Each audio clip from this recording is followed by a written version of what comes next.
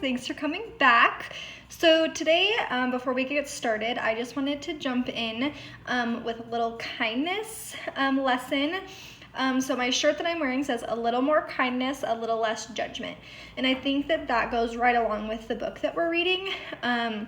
We know that Melody is full of so much knowledge and she has so much to say. So now that she has her MediTalker, she's able to express herself, and that is with a lot of people.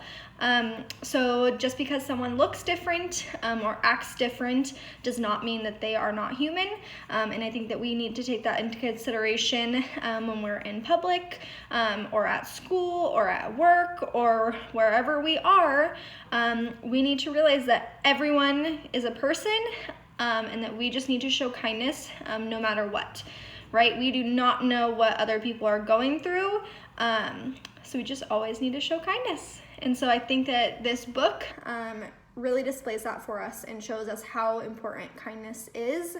So let's just jump in. So we are on chapter 19. So let's hear about it. The week zipped by. I studied at school every day with Catherine, after school every day with Mrs. V, and every evening at home as well. I reviewed words from all the levels of my board. I practiced spelling long words and matching facts and dates. I made up my own games. Mom quizzed me about flowers and medical terms. Dad asked me questions about economics and retail management and sports. I swallowed it all. Sometimes I sit in my room and just type in new sentences for Elvira to say, one letter at a time. It takes hours, but once an entry is in, all I have to do is push one button and the whole sentence will be spoken for me. I guess the question I get asked the most, in a lot of strange variations, is, what's wrong with you? People often want to know if I'm sick, or if I'm in pain, or if my condition can be fixed. So I prepared two answers. One that is polite, but kind of wordy, and one that is a little smart-mouthed. To those who are genuinely concerned, I push a button to say, I have spastic bilateral quadriplegia, also known as cerebral palsy. It limits my body, but not my mind. I think that last part is pretty cool. To people like Claire and Molly, I say, we all have disabilities. What's yours? I couldn't wait to use that one. When I showed Mrs. V, she laughed so hard she snorted. Now, it's a Saturday before the tryouts, and Mrs. V and I are sitting outside on her front porch. I'm wearing a light jacket, but it's one of those rare, warm February days that fools the flowers into thinking spring is here.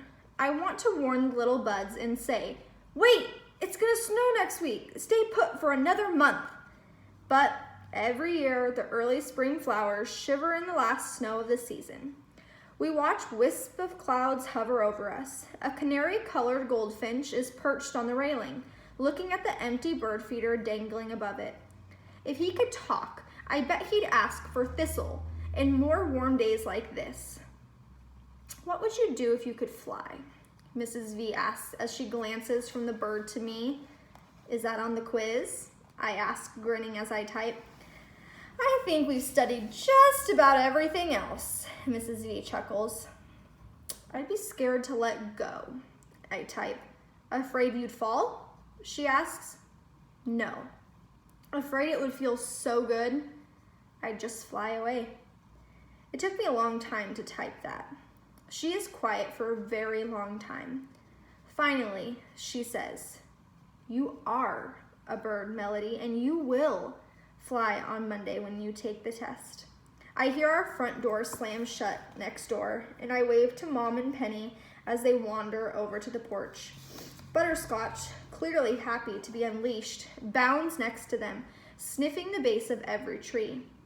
Penny walks with such determination, her face alternating between frowns and smiles as she concentrates on marching down the path between our two houses, then climbing the front steps with both hands and both feet. She's wearing her puffy winter jacket and the hat of the day, a blue straw thing that is scrunched and crooked from her sitting on it so many times. Poor Doodle, of course, drags behind her. Dee! She cries as she finally gets to the top step. I'm still boggled by how easily she does stuff. I touch the sleeve of Mrs. V's dress as I think about what she asked me. Freedom, I type, pointing at Penny. Freedom. Mrs. Valencia nods. She understands. What a glorious day, Mom says, breathing deeply. You think we're done with winter?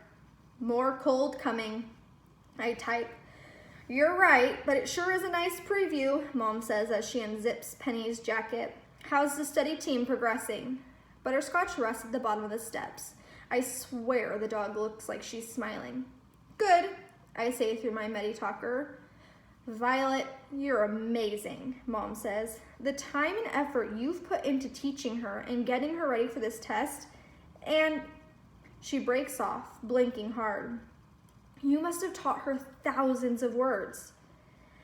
Nobody seems to be amazed that Penny is soaking up and learning thousands of words, Mrs. V replies with a shrug. Melody's no different. Mom nods in agreement. I know you're right, but it's just so much harder for Melody. No, it's harder for us. We have to figure out what's in her head.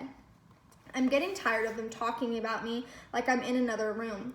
I turn the volume on my machine up loud. Let's have cookies! Cookies! Penny repeats. Mrs. V stands up. I hear you, Penny babe. Let me find us some sweets. As she heads into the house, she turns to Mom and says softly, Ms. Melody here has always had a special place in my heart. Heartburn, I type. That gets them both laughing. Mrs. V returns a few minutes later with a plate of hot chocolate chip cookies and 2 servings of milk in red sippy cups decorated with Disney princesses. I hate to admit it, but a sippy cup makes it easier for me to drink. Cookies! Penny screams. She reaches for the plate, but Mom pulls her arm back. Mrs. V gives Mom 2 cookies on a paper towel. Mom blows on one, then gives it to Penny, who proceeds to stuff the whole thing in her mouth. Look at my little Penny pig, Mom says, laughing. Mrs. V breaks my cookie into segments, then places a piece in my mouth. Although I'm a caramel lover, these cookies must have been made in chocolate heaven. I swallow while Mrs. V gives me sips of cool milk. Cookies smush down so great with milk. I don't even have to try to chew. I'd love to have enough control to feed myself, but that's on my list of things I'd wish for, along with walking and taking myself to the bathroom and, oh yeah, flying. Interrupting my thoughts, Mrs. V asks, what continent produces the largest crop of cocoa beans which give us this chocolate? Africa, I type. She nods and gives me another sip of milk. And which state produces the most milk? California, I reply. I think you're ready, Melody, Mrs. V announces. Mom reaches over and strokes my cheek. You're going to rock on Monday. Then what? I type. Then you run for president, Mrs. V interjects. Yeah, right, I tap out. Just then, Dad pulls into our driveway. Boy, does our big old car need a trip to the car wash. I guess Chuck got off early today, Mom says, looking pleased. Maybe we can get an early dinner.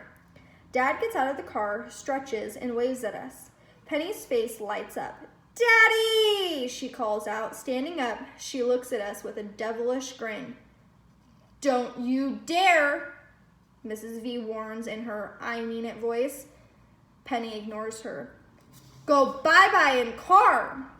She loves to ride in the car. It doesn't matter where. The store, the post office, as long as she gets to ride in her little car seat in the back. Doesn't make much sense to me. She falls asleep as soon as we turn the first corner.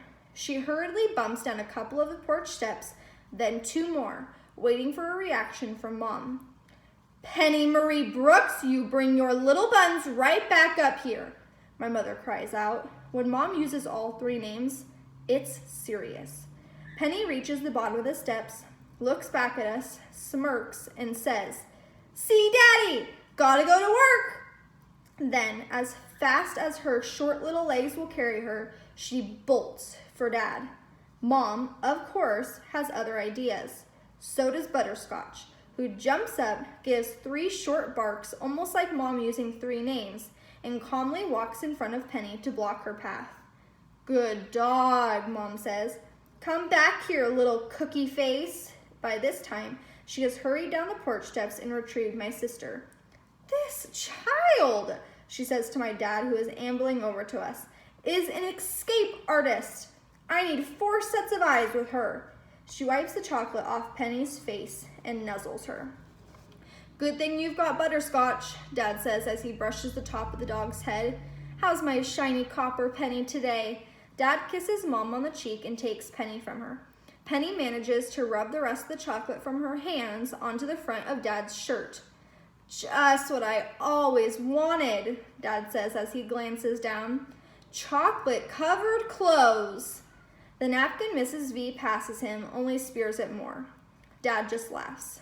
Go work, Daddy? Daddy just got home. Give me a break, kiddo. He hands Penny gently to Mrs. V, then sits with Mom on the porch swing. And how's my favorite melody? He asked me. Super, I type on my machine. Ready for your competition? Yep, I tap. Dad gets up and squats in front of me. You're going to ace that test and make that quiz team. I can tell he means it. I believe in me, and my family does, and Mrs. V. It's the rest of the world I'm not so sure of. Stay tuned for chapter 20.